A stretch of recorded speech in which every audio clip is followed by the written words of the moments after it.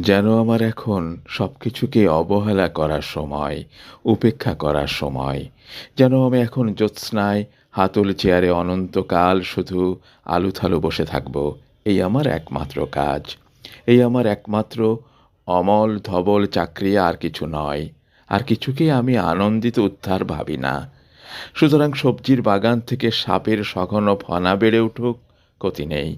হামিদুর তার বউ নিয়ে কক্সবাজারে যাক, জলশকটের সাদা রূপচাঁদা মাছ ধরুক বিছানায়, আমি তাতে আশ্চর্য হব না। করতলে কুয়াশা লাগিয়ে কোনো কিশোরী বালিকা কেঁদে উঠুক রাত্রিবেলা, আমার কি? কিশোরেরা কালো মৌমাছির মতো কুঞ্চিত কৈফল নিয়ে লোফালোফি করুক শহরে, মরে যাক, আমি তাতে চোখও দেব না। আমি জানি এই সব কিছুর মূলেই রয়েছে রগরগে জীবনযাপন। আর সব রগরগে জীবনযাপন মানেই পতনবিলাসী শিল্প। সমাজ মাত্রই একটা মাথামোটা মানুষের হুলস্থুল মিলিত প্রবাহ। আর তোমরা যাকে চাকরি বা প্রমোশন বলো, উন্নতি ও অভ্যুত্থান, তারা আমার বিশ্বাসে আজ এক বিন্দু অনলের লকলকে অজস্র বিস্তার ছাড়া আর কিছু নয়, আর কিছুই নয়।